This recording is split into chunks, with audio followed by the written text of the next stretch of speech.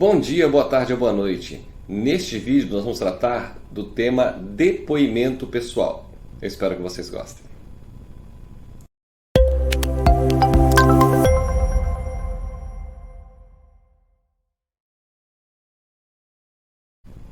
Muito que bem, meus diletos. Vamos então abordar, ainda que brevemente, o tema depoimento pessoal, esse importante meio de prova, né?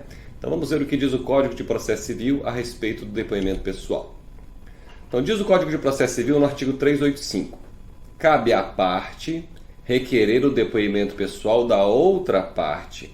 E aí, na doutrina, o entendimento é o de que o autor só pode requerer o depoimento pessoal do réu. O réu, somente ele, pode requerer o depoimento pessoal do autor. E nós veremos que a doutrina entende que não poderia, por exemplo, o autor pedir o seu próprio depoimento pessoal.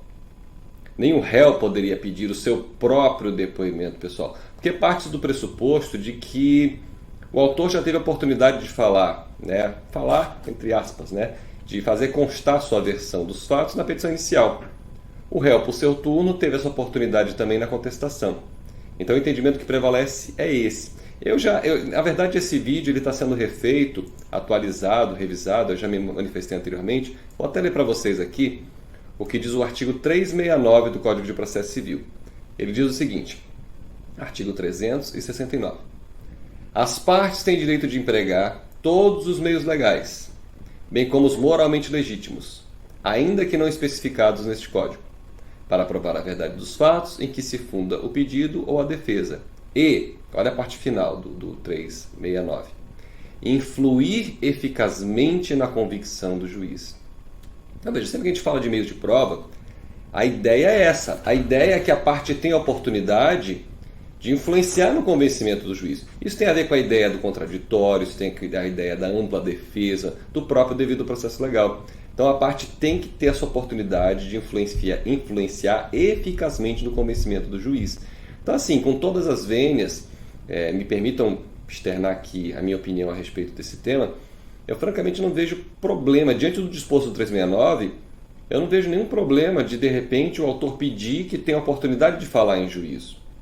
Até porque eu advogo já faz um tempo e às vezes a gente vê que a pessoa ela quer falar, ela quer ter essa oportunidade de dizer a sua versão, né? Eu já tive situações em que um senhor até idoso, né, foi, enfim, tolhido dessa possibilidade porque a outra parte não tinha pedido o depoimento pessoal dele. E assim, e no final das contas, né, eu até entendi o raciocínio do magistrado porque foi julgado procedente o pedido, ele estava no polo ativo e o pedido dele foi acolhido. Então assim, ele não teve realmente do que reclamar, mas na audiência ele saiu insatisfeito, entendeu? Por quê?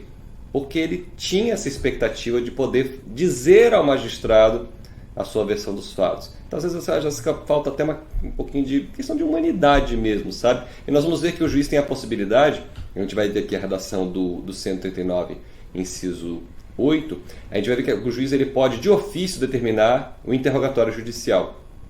Então assim, vendo que é um senhor idoso, vendo que ele quer falar, poxa, mas a outra parte não pediu, não vai ter o depoimento pessoal, mas poxa, o juiz poderia de ofício determinado o interrogatório. Mas enfim, isso não aconteceu. Eu entendo o raciocínio do magistrado, porque talvez ele, até por questão de economia processual, de celeridade, são muitos processos, ele já vislumbrava provavelmente a possibilidade de acolher o pedido. Então, né, lógico que ele não disse isso, ele não pré-julgou, mas ele deve ter pensado, não, você fique tranquilo que eu vou acolher o seu pedido, então não precisa falar.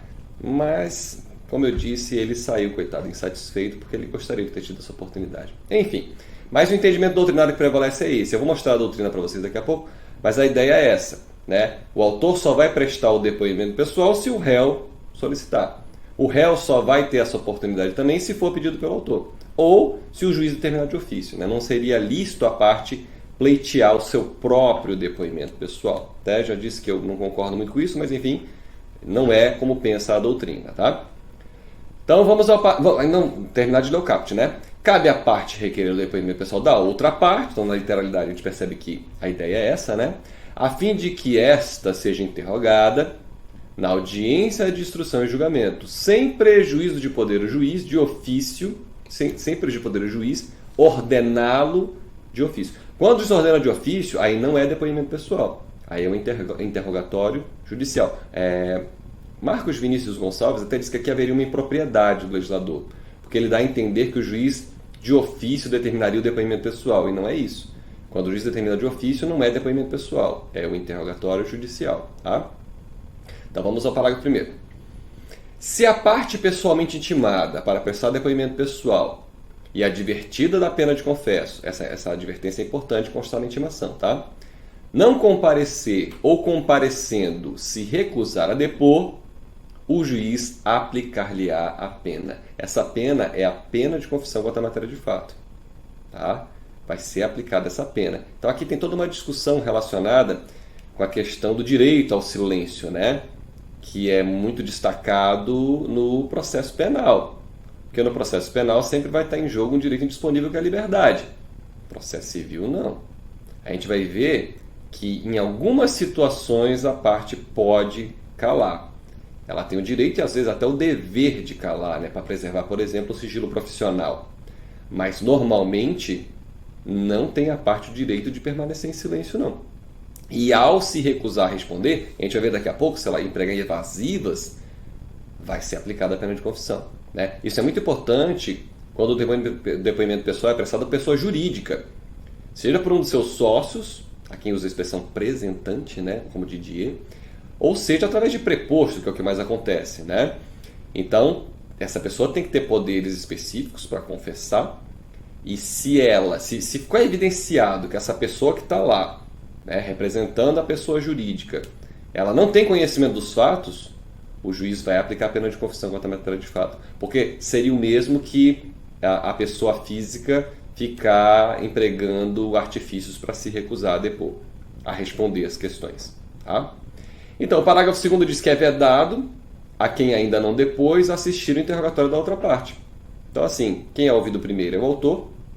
Então o réu tem que sair do ambiente onde está acontecendo a audiência.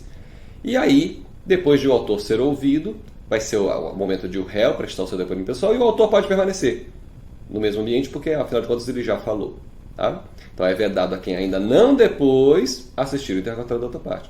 Então isso é importante também quando tem situações de litisconsórcio. A gente vai já ver uma opinião aqui do Marcos Vinícius e uma divergência aqui com relação ao pensamento do Fórum Permanente de Processos Civis, a gente vai ver já. Mas enfim, vamos em frente. Parágrafo 3º. O depoimento pessoal da parte que residir em comarca, seção ou subseção, comarca é Justiça Estadual, né? Seção ou subseção, Justiça Federal, né? Judiciária diversa daquela onde tramita o processo, poderá ser colhido por meio de videoconferência ou outro recurso tecnológico de transmissão de sons e imagens em tempo real, o que poderá ocorrer, inclusive, durante a realização da audiência de julgamento. Isso aqui se torna muito comum agora em tempos de pandemia, né? Inclusive, as próprias audiências estão sendo feitas completamente por videoconferência. Ontem mesmo eu fiz uma audiência por videoconferência. Então, isso aqui facilita muito e dispensa, muitas vezes, a expedição de carta precatória, né? Para que a parte seja ouvida em outra comarca. Então, a videoconferência realmente tem ajudado bastante. Vamos em frente. Vejamos agora os artigos 386 e 387 e 388. Então vamos lá, 386. Quando a parte, sem motivo justificado, deixar de responder ao que lhe for perguntado ou empregar evasivas, não quer responder, né? O juiz, apreciando as demais circunstâncias e os elementos de prova, declarará na sentença se houve recusa de depor. Porque se tiver havido a recusa, pena de confissão contra a matéria de fato, né? 387. A parte responderá pessoalmente sobre os fatos articulados, não podendo servir-se de escritos anteriormente preparados. Porque, imagina, se ele for ler um texto, esse texto pode até nem ter sido escrito por ele.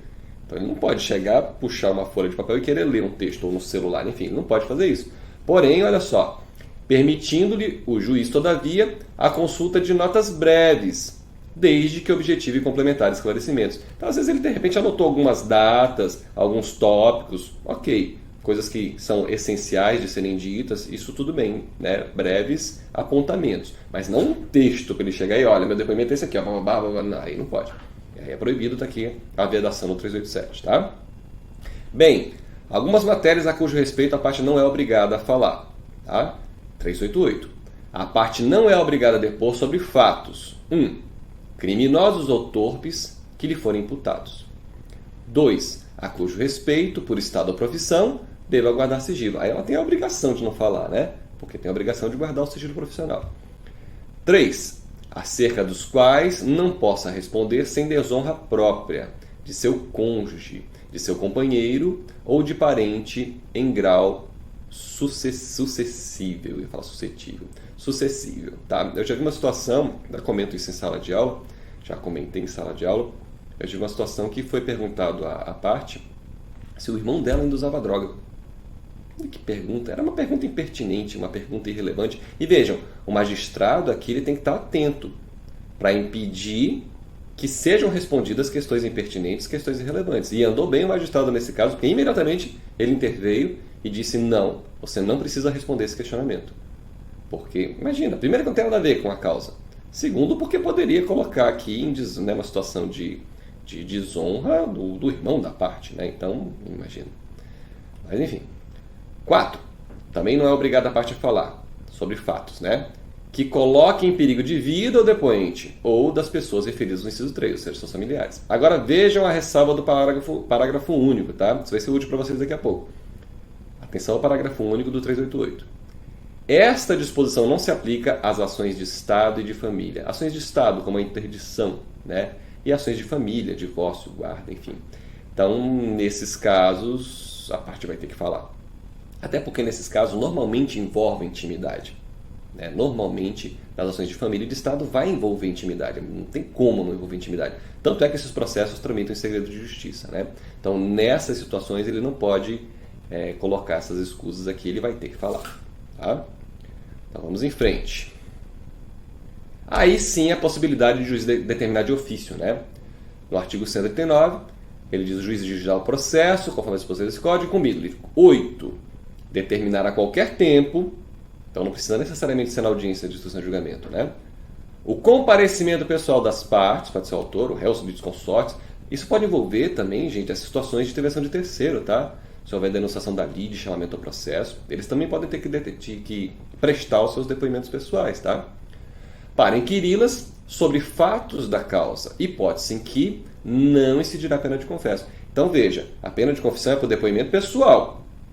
Agora, quando a gente fala do interrogatório judicial, não a pena de confesso. Percebam que o objetivo do depoimento pessoal é tentar tirar a confissão provocada da outra parte.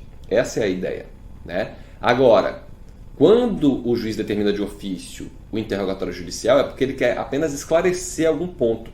O juiz, nesse caso, não pretende tirar a confissão da parte. Ela pode até acontecer de forma espontânea, mas não é esse o objetivo do interrogatório judicial e a ele não se aplica pena de confesso. Se a parte implicar evasivas, então não se aplica, tá? Não vai ter pena de confissão quanto à matéria de fato aqui, que é uma confissão ficta, né? Então vou fazer vídeo para vocês sobre a confissão. Vamos em frente. Vamos ver agora a doutrina, né? Separei aqui colocações de 2 obras. Eu não coloquei mais porque, nesse ponto, a doutrina acaba sendo um tanto quanto repetitiva, sabe? Então, eu separei 2 observações interessantes da obra do Marcos Vinícius Gonçalves e do Fred Dias Júnior. Em seguida, a gente vai resolver uma questão de concurso. Então, vejamos o que diz Marcos Vinícius Gonçalves, na página 80. A obra é essa aqui. Está no volume 2, claro, de acordo com o novo Código de Processo Civil. Ele diz: não se admite o requerimento pela própria parte ou por seu litisconsorte, mas somente por alguém que esteja no polo contrário da relação processual. A gente vai ver daqui a pouquinho que o Fórum Permanente de Processuais Civis discorda do Moacir Amaral Santos, no que diz respeito ao litisconsorte. Né? Mas para ele, só pode ser requerido o depoimento pessoal de quem esteja no polo contrário. Vamos pensar que tenham 2 autores. Não poderia um pedir o depoimento pessoal do outro, que está no mesmo polo da demanda, no mesmo polo da lide. Esse é o pensamento de Marcos Vinícius Gonçalves. Né? Permite-se ainda o depoimento pessoal a requerimento do Ministério Público. Quando ele é parte, pode requerer o depoimento pessoal do adversário, não dele próprio. Quando fiscal da ordem jurídica, aí ele pode pedir de qualquer das partes. Ele pode solicitar o depoimento pessoal de qualquer das partes se achar que isso é importante para a instrução do feito. A capa do livro eu já mostrei. E aí, como observação, eu coloquei para vocês o enunciado 584 do Fórum Permanente de Processos Civis, que diz o seguinte: é possível que um litisconsorte requeira o depoimento pessoal de outro. Então veja que o Fórum Permanente discorda do Moacir Amaral Santos, né? Eu, francamente, prefiro aqui o pensamento do Fórum Permanente, até porque, como eu disse a vocês, eu nem veria problema de a parte pedir o seu próprio depoimento pessoal, que quanto mais de um litisconsorte, né? Mas não é esse o pensamento doutrinário, volto a lembrá-los. E aí vejamos o que diz Fred Dias Júnior, nas páginas 182 e 183, no finalzinho da 182, início da 183, a obra é essa aqui, vou mostrar logo a capa para vocês, né? Claro, sempre de acordo com o novo código.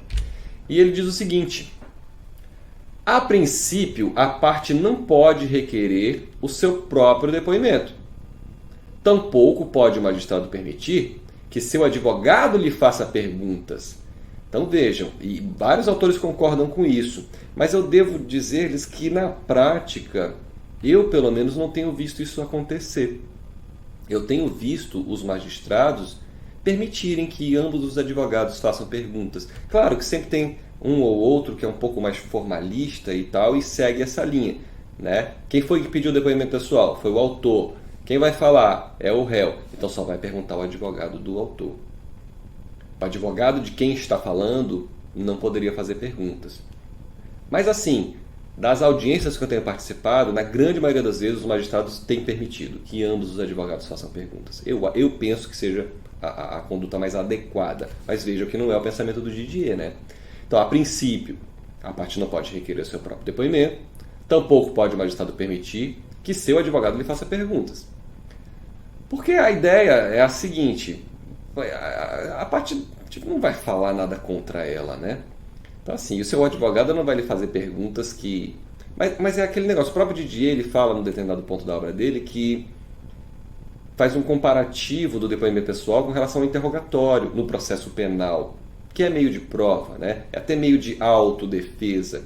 Então, não é para pensar também que o depoimento pessoal só se vai aproveitar o que for ruim para a parte. Porque se busca a confissão. Não, mas se tiver algo que seja interessante para a tese dele, que confirme e que seja favorável a ele próprio, o magistrado também vai ter que levar isso em consideração. Ele não vai poder desprezar essa informação, né? Claro que tudo isso ele vai ter que avaliar de acordo com o conjunto probatório, né? Não de forma isolada. Então, caso seu depoimento seja requerido pela parte adversária, as declarações de uma parte, contudo, podem servir como meio de prova em seu favor, na medida em que reforcem a convicção do julgador, né? E aí ele segue fazendo um paralelo com o interrogatório lá no processo penal, tá? Então a capa do livro é essa aqui, e aí vamos resolver uma questão. Uma questão de concurso. Tribunal de Justiça do Acre, né, prova para juiz leigo, né, que atua junto aos juizados especiais cíveis, né. Vou até ampliar para vocês poderem ler bem. Eu até aconselho que quem puder aí dê uma pausa no vídeo, tente resolver e aí em seguida ver a resolução aqui comigo, tá? Vamos lá, vou começar pela letra D, tá? Então, quanto ao depoimento pessoal, letra D. A parte responderá pessoalmente sobre os fatos articulados, não podendo servir-se de escritos adrede preparados. Até aqui, ok, né? Não se permitirá, sim, a consulta a notas breves, mesmo que objetivem complementar esclarecimentos. Aí tá errado, né? Porque notas breves a gente viu que pode. Então a letra D tá errada. Letra C. A parte será intimada pessoalmente, constando do mandado que se presumirão confessados os fatos contra ela alegados, caso não compareça. Até aqui, perfeito. Não se presumirá a confissão caso a parte compareça recusando-se a depor. Não, aí está errado. Porque aqui não prevalece aquela ideia do direito ao silêncio que nós temos no processo penal, né? Salvo aquelas hipóteses que o legislador destaca que a parte não teria obrigação de falar, como nós acabamos de ver. Letra B. A sua realização deverá ser sempre, alternativas com sempre, jamais, nunca, desconfie, porque geralmente é errado. Não sempre, mas geralmente leva a uma conclusão equivocada, tá? Então vamos lá. A sua realização deverá ser sempre, determinada de ofício pelo juiz, independentemente de requerimento de qualquer das partes. Se estivesse falando do interrogatório judicial, ok, mas não é depoimento pessoal. Então o depoimento pessoal acontece por requerimento da parte, né? Então a letra B está errada. Então, por exclusão, já vimos que a resposta é a letra A. É espécie de prova oral, consubstanciada na oitiva da parte, tendo por objetivo princípio, né, principal, a confissão do depoente. É isso mesmo, a resposta é a letra A. Minha gente, eu lembro sempre, isso aqui é uma apertadíssima síntese do tema depoimento pessoal, tem muito mais a ser visto a respeito dele, isso aqui é mais para despertar o interesse de vocês pelo assunto. De qualquer modo, eu espero que vocês tenham gostado. Por hoje é só e até a próxima.